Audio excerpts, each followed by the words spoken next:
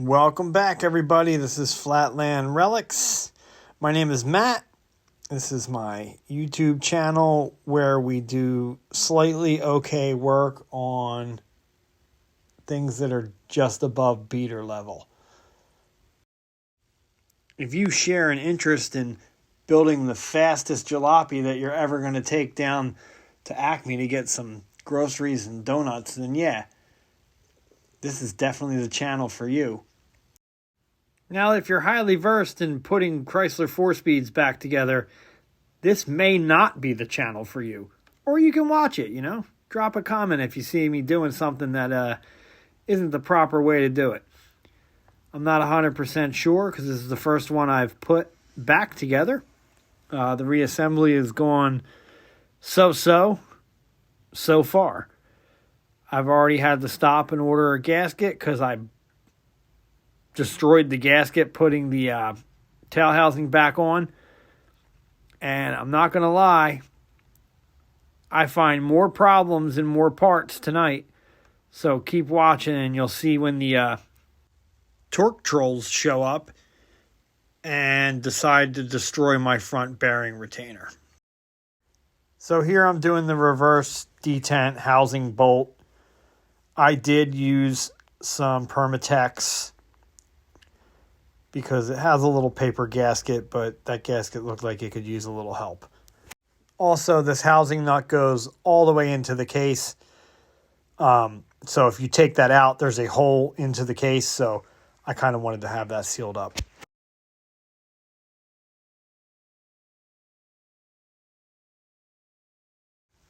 Trying to keep it clean, wipe off the extra Permatex. In the pass-on book, they talk about using clear. I imagine it's so you can't see any of it.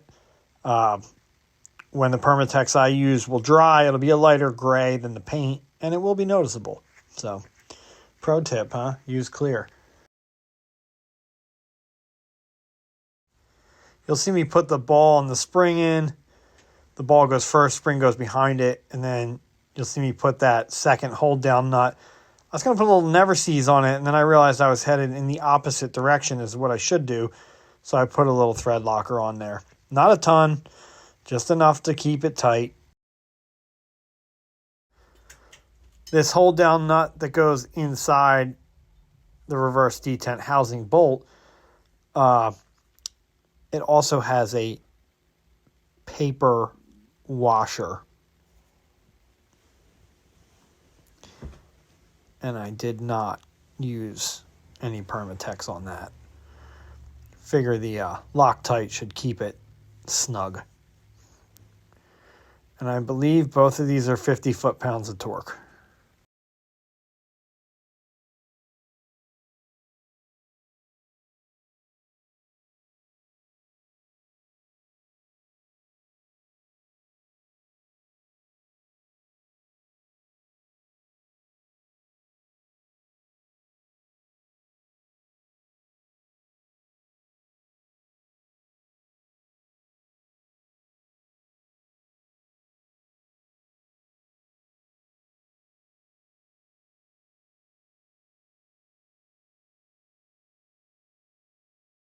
So here I am setting the foot-pounds on my torque wrench, and I'm not sure if it's because of the cycle of the moon or if I spun it forward and backwards too many times, but I must have accidentally summoned the torque trolls when I did that. And man, does it become a problem later on. Here I'm putting the paper gasket on the reverse light switch. I do add some Permatex to this. This is also one of those little items that goes into a hole that is milled all the way in to the case. So I wanted to make sure that had a tight seal. I don't use a ton of Permatex. I actually put some on and then kind of wipe it flat, wipe it down, and just use the appropriate amount.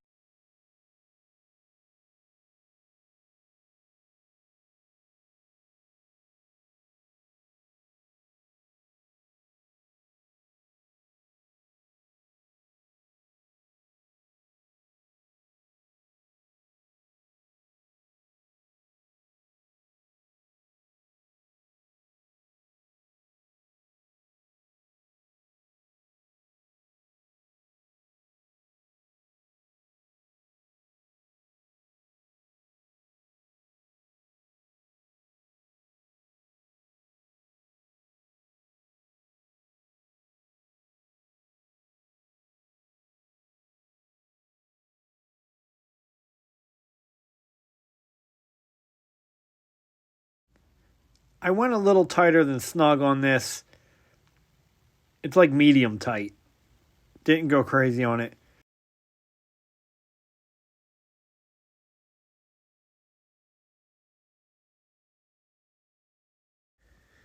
Here, I'm going to seat the gasket seal. Sorry, it's a seal and a gasket, whatever.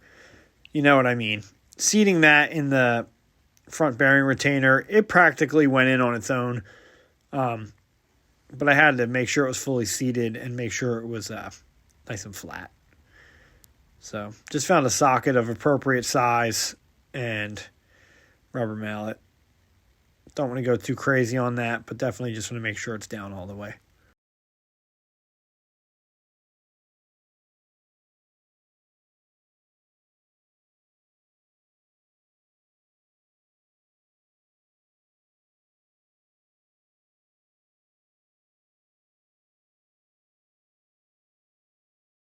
So this gasket was kind of rubbery. It was a little heftier than a paper gasket. I still decided to use a little bit of Permatex, not a ton.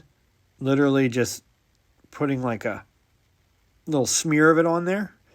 I thought that would be in the clear if I did it that way. I learned later on that I probably didn't need this, and it kind of caused the gasket to smush out from underneath and distort really bad. So this is the gasket I got from Pass On. It's almost like a 16th of an inch thick. Also, it was a pretty hefty gasket. Like I said, it was rubberized. It wasn't like a simple paper one. So maybe next time I won't use any Permatex on that. There is a slotted area cut out, and you have to line that up with the oiling hole while you line up the other 4 holes for the bolts with the 4 holes in the gasket. Now I went ahead and put a little more sealant on there. Probably not a good idea, but I didn't know that yet. Didn't even go that crazy on it. It was just enough so that there was a layer, not a big like bead of it or anything. Just a little layer, just kind of smearing it on there. But I guess that makes it too slippery. Or maybe, just maybe, I torqued the bolts down too hard. Either way, I caused a blowout in the gasket. And I also have another big problem, which you'll see very soon.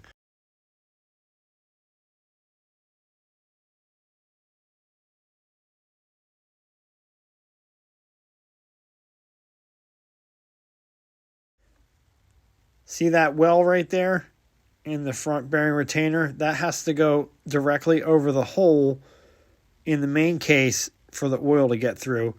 And then when you line that up, your 4 bolts will line up exactly the way they need to. That's something you definitely want to make sure you do if you're putting one of these back together. Otherwise, you'll starve the front bearing for oil, and that's no good.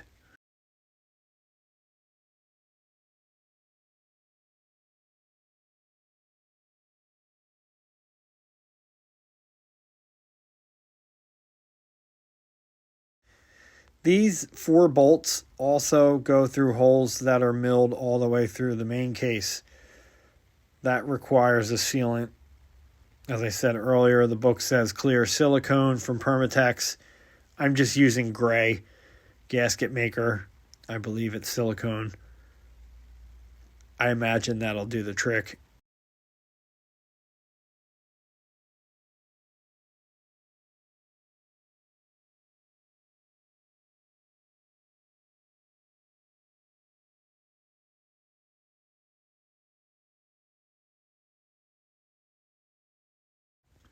I basically just kind of smear a bunch on.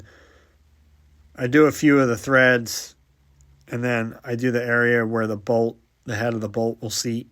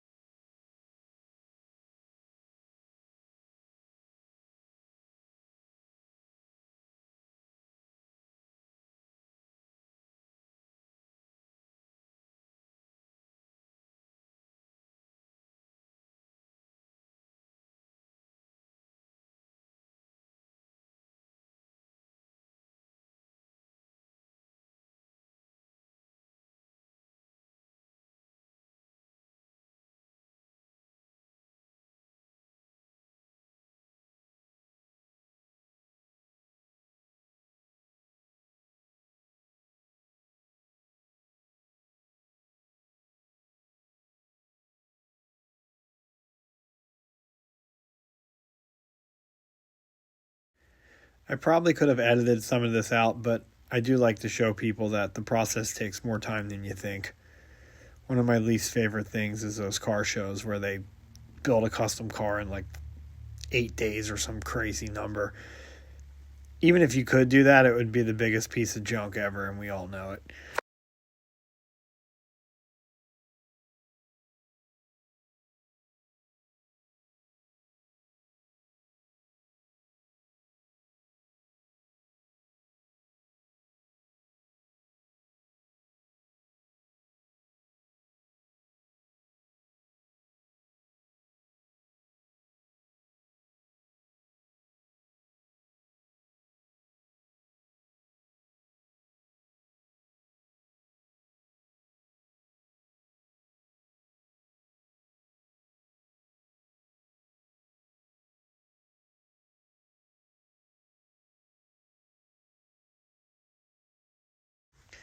I got to say, up until this point, everything was going good. I decided to take these bolts down pretty tight, but not really go crazy on them, but definitely make sure they're a little bit past snug. And then I was going to take the torque wrench and, set the proper foot-pounds and get these 4 bolts right to where they need to be. Now, this is the original front bearing retainer, so it's cast iron, and it's 55 years old, something like that. It's definitely over 50 years old, so I didn't get it Magnaflux, so I don't know if there's anything wrong with it at this point. But I keep joking about the torque trolls, and basically what happens is I'm not sure if I set my torque wrench right. You'll notice after I try and torque down one or two of the bolts that I actually reset the torque wrench again because it just seemed like it was way higher than it was supposed to be. I might actually invest in a nicer torque wrench after this because the handle spinning kind, I don't know. It doesn't seem like after you set it up real high that it comes back down. Maybe I was supposed to zero it out and didn't know that, but I sure didn't. And I definitely take these down too tight. I haven't quite realized it yet, but it did seem a little too difficult to get them down. Like I'm really pushing on that, and it's only supposed to be 18 pounds. Now, the whole point of it only being 18 pounds is you squeeze the gasket and you don't break that front retainer. And that's exactly what I did. Like, you just see me check the torque wrench again because I'm thinking in the back of my mind, man, this seems way too hard to get a click. And, yeah, I didn't even double click any of them. I just got the first click and was like, all right, that's too much. I think that last one I double clicked. But, I go over here, I get a little acetone because I like to kind of clean up and not leave Permatex all over everything. You kind of get it on stuff when you're working with this much of it. So just take a little acetone and wipe the head of the nuts off, and it works fine. It takes it right off real easy. But in doing so, let's get a nice little... I like to saturate the rag pretty good, so I get a couple dumps on there. But, like I said, in doing so, I realize that I see one of 2 cracks in the rim of the front bearing retainer, and that's not good. That part's shot. A few years back, I would definitely say it was times like this where my blood pressure went straight to the roof. But I know there's going to be issues working on the older stuff like this. I also know there's going to be issues because I'm no master mechanic, and I'm well aware of that. I'm just, doing my thing one night at a time. I think right about here is when I realized I see the crack in the edge of it, and I'm just like, oh no, man, maybe I can back this off a little bit, but you can't do that, once you see a split in that cast, you don't know how far it goes. And I'm thinking the longer it sat, the more it would split. Probably be worse in the morning if I left it. So, yeah, it's at this point that I realized I really screwed up and I fell victim to the torque trolls. They got me really good. I think my wrench was higher than 18 pounds and I didn't realize it. And yeah, I paid the price for that. Because all said and done, that's $100 right there. That's the parts, 75 plus 20 shipping, and there's the crack right there in the head of the skull. It's a pretty good size one. It's about halfway through the thickness. And there's the blown out gasket. And then I spun the transmission, and there's another crack. Not as bad as the first one, but 2 for 4. I'm batting 50% right there. And yeah, that's right there by my fingertip. That's no good. One thing for sure is I can't even really say it was me that caused that. Those could have already just had cracks in them from age or somebody else taking them down past 18 pounds. But I know I torqued them pretty good and probably way too much. So I'm going to just say this one was probably me. And that's, it is what it is. You're going to have that happening on this stuff where the parts are really old, and that's kind of a brittle piece to add on to that. So yeah, that front bearing retainer is shot, and here I'm gonna pull the bolts, scrape everything off and clean it up. There's no sense in letting all that Permatex dry and then have to get the part off later. I realized I screwed up, so I'm just going to get everything cleaned up right away because it's easier to do it while the Permatex is still wet.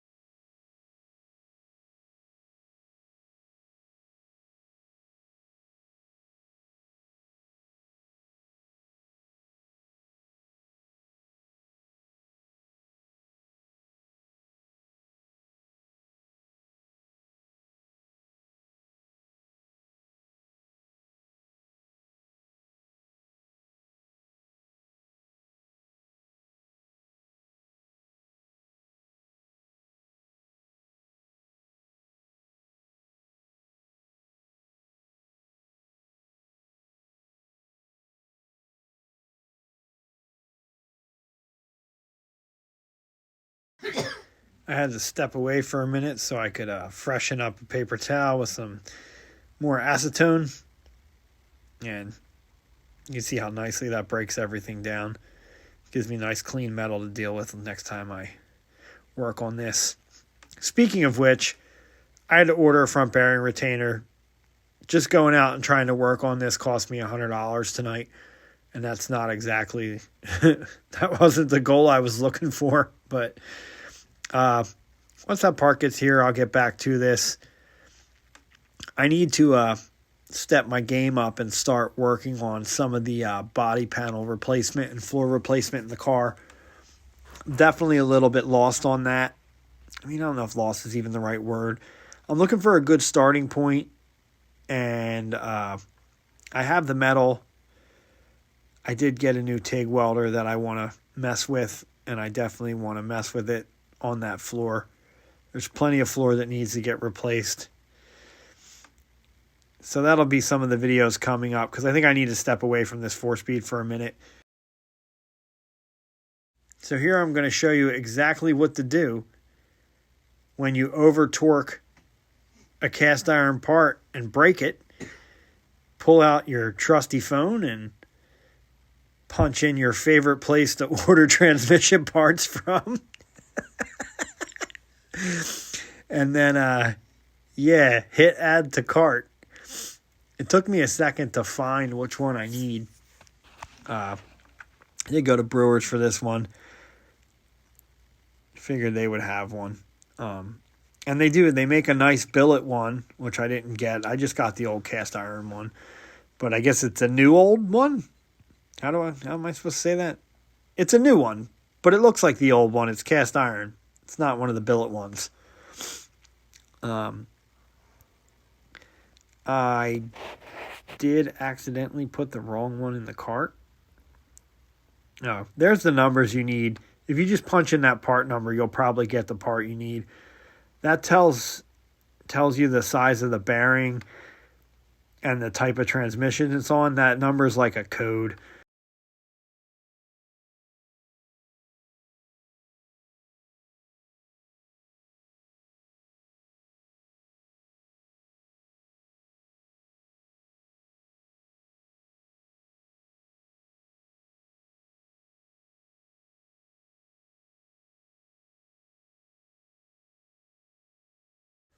I did notice when I order small, simple, like one or two small things from brewers, look around because they have like a lot of stuff, a lot of inventory and whatnot. And it's very easy to think you have the right part, but you got it for the wrong year. So here, I got the wrong part. I hadn't ordered it. I just put it in the cart. And then I double checked and went back and found that one. And that one has the same C94796 number that my bearing retainer has right there. So you want to make sure that those match because it's for different years and different types of bearings, and they have a different outside diameter size. So it's probably going to fit a different bell housing. Thanks for watching. See you next time.